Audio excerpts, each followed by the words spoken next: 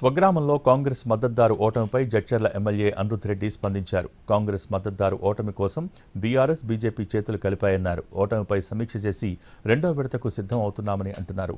MLA Anirudh రెడ్డితో మా ప్రతినిధి ఆమద్ ఫేస్ టు ఫేస్ ఇప్పుడు చూద్దాం. జడ్చర్ల ఎమ్మెల్యే అనిరుద్ రెడ్డి మనతో ఉన్నారు. సార్, ఏంటి మీ గ్రామంలో మీరు బలపరిచినటువంటి అభ్యర్థి ఓడిపోయారు, బీజేపీ అభ్యర్థి సర్పంచ్గా గెలుపొందారు, దీన్ని ఎలా చూడాలంటారు? నా అభ్యర్థి ఓడిపోయిండు, బీజేపీ అభ్యర్థి గెలుస్తుందని మాత్రం నేను అనలేను. ఎందుకంటే ఇవి సింబల్స్ ఉన్నాయి, అంటే పార్టీ సింబల్స్ ఉంటాయి. ఇక్కడ సర్పంచ్ ఎలక్షన్స్ వచ్చినప్పుడు వ్యక్తిని చూస్తారు ఎవరు అనేది. ఆ వ్యక్తి 2 సార్లు లాస్ట్ 2 ఎలక్షన్స్లో ఓడిపోయినాడు. సో ఆ వ్యక్తికి ఒక ఛాన్స్ ఇవ్వాలని చెప్పి కూడా ఇచ్చి ఉండొచ్చు. ఇంకొకటి, బీఆర్ఎస్ క్యాండిడేట్ కూడా నిలబడ్డారు. మళ్ళీ బీఆర్ఎస్ క్యాండిడేట్కి 13 ఓట్లు వచ్చినాయి. అంటే మీరు ఆలోచించుకోండి, బీఆర్ఎస్ బీజేపీ ఒకటయ్యి అంటే అనిరుద్ రెడ్డి ఎమ్మెల్యేని మనం డౌన్ చేయాలంటే బయట నుంచి కొన్ని శక్తులు వాళ్ళ వెనకాల ఉండి నడిపించినారు. నేనేందంటే అన్ని గ్రామాలు చూసుకోవాలి. ఇప్పుడు నేను నా ఊరికన్నా ఎక్కువ వేరే గ్రామాలంతా ఉదండపూర్ ఈ ఇష్యూస్ అంతా జరుగుతుంటే ఏమైపోయిందంటే నా సొంత ఊరే కదా, ఎప్పటికైనా నాకు సపోర్ట్ చేస్తారు కదా అనుకొని కొంచెం నా సైడ్ నుంచి కూడా కొంచెం నిర్లక్ష్యం జరిగింది. కాబట్టి ఇది జరిగిందేమో అని అనుకుంటున్నాను. ముఖ్యంగా మీ మండల్లో, మీ ఊరే కాదు, రాజాపూర్ మండల్లో కూడా దాదాపు 10కి పైగా స్థానాల్లో బీఆర్ఎస్ కైవసం చేసుకుంది. దీన్ని ఎట్లా చూడాలి? అంటే మీ మండలంలోనే మీకు ఎదురుగాలి వీచింది అనుకోవాలా? ఇక నవాపేట మండలంలో చూస్తే కూడా దాదాపు సగానికి దగ్గరగా సీట్లు కొట్టినటువంటి పరిస్థితి కనిపిస్తూ ఉంది. దీన్ని ఎట్లా చూడాలి? ఇప్పుడు నవాపేట మండలంలో 23 స్థానాల్లో మేము గెలిచినాం. వాళ్ళు కొన్ని ఇండిపెండెంటు, కొన్ని బీఆర్ఎస్ అట్లాంటి వాళ్ళు కొంతమంది గెలుస్తారు. మీరు చూస్తే 50% పైన మేము గెలుచుకున్నాం.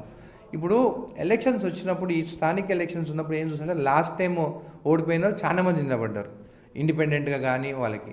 అట్లాంటి వాళ్ళని ఈ బీఆర్ఎస్ వాళ్ళు ఎంచుకున్నారు. ఓహో, ఈయన లాస్ట్ టైం ఓడిపోయింది కదా, ఈయన గెలుస్తాను అట్లాంటి వాళ్ళు పక్కన పోయి నిలబడ్డారు. కానీ అసలు బీఆర్ఎస్ క్యాండిడేట్ లేవు సగం గ్రామాలలో. రాజాపూర్లో అయితే అసలు బీఆర్ఎస్ క్యాండిడేట్ లేరు. అక్కడ నిలబడిన ఇండిపెండెంట్ క్యాండిడేట్కి ఒక మేజర్ గ్రామ పంచాయతీ వాళ్ళకి సపోర్ట్ చేస్తాం. మేము మాత్రం అన్ని గ్రామాలలో మా కాంగ్రెస్ అభ్యర్థులు నిలబడ్డారు. కొన్ని దగ్గర 2-3 నిలబడ్డారు. నేనేమో ఇది సర్పంచ్ ఎలక్షన్స్ కదా, ఎవరైనా గెలవండి అని చెప్పేసి నేను స్టేట్మెంట్ ఇచ్చాను.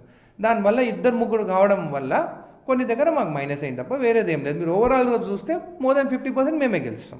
ఓకే, మీకు గ్రామాల్లో పట్టు ఉంది అని చెప్పేసి మీరు అంటున్నారు. అందరు గెలిచిన వాళ్ళంతా కూడా మా అభ్యర్థులే అని చెప్పేసి మీరు అంటున్నారు. కానీ బీఆర్ఎస్ వాళ్ళు కాంగ్రెస్ వైఫల్యాలే ఈ రకమైనటువంటి ఫలితాలకి ఊతమిచ్చాయని చెప్పేసి వాళ్ళు చెప్తున్నారు.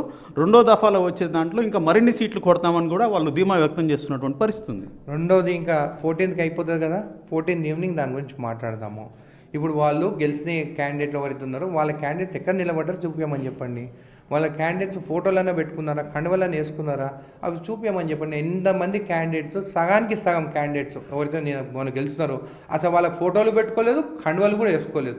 వీళ్ళు చెప్పుకుంటున్నారు. రాను తెలుస్తారు కదా వాళ్ళందరూ ఏ పార్టీలో ఉంటారు, ఎవరికి మద్దతు తెలుపుతున్నారని మీకే తెలుస్తుంది. మొదటి విడత ఫలితాలను సమీక్ష చేసుకొని రెండో వాటికి సిద్ధమవుతున్నారా? 100%. ఇప్పుడు సెకండ్ దాంట్లోనే ఏదైతే మిస్టేక్స్ జరిగినాయో, ఒక్కొక్క దగ్గర 2-3 క్యాండిడేట్స్ ఉండి కాంగ్రెస్ క్యాండిడేట్స్ ఉందానికి ఏదైతే డిస్టర్బెన్స్ అయిందో, ఈ విడత సెకండ్ అండ్ థర్డ్లో కావద్దని చెప్పేసి ఇమీడియట్గా ఇప్పుడు రివ్యూ మీటింగ్స్ పెట్టుకుంటున్నాను.